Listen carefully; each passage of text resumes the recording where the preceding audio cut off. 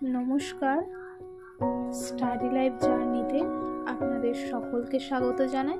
আশা করি আপনারা সকলে খুব ভালো আছেন।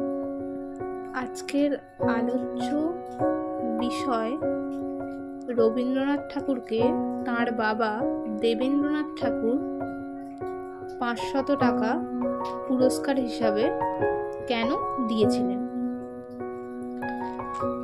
রবীন্দ্রনাথ ঠাকুর তিনি একদম প্রথম একটি কবিতা লেখেন যে দুধেতে আমসত্ত্ব ফেলি তাহাতে কদলি দলি সন্দেশ মাখিয়া দিয়া তাতে হাপুস হুপুস শব্দ চারিদিকে নিস্তব্ধ পিপিরা কাঁদিয়া যায়। অর্থাৎ এর মানে হলো দুধের মধ্যে আমসত্ত্ব সন্দেশ কলা মেখে হাপুস হুপুস শব্দ করে খাওয়ার পর থালা এতটাই পরিষ্কার করে খেয়েছিলেন উনি যে পিঁপড়েরা কোনো খাবার না পেয়ে কেঁদে বাড়ি চলে যায়। এবং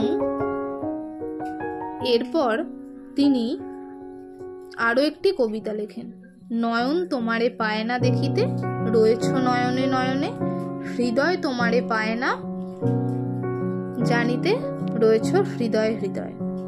এই কবিতাটি রবীন্দ্রনাথ ঠাকুরের বাবা দেবেন্দ্রনাথ ঠাকুর দেখে অবাক হয়ে যায় এবং এই কবিতাটি দেখেই দেবেন্দ্রনাথ ঠাকুর বলেছিলেন যে আমার ছেলে একদিন মস্ত বড় কবি হবে।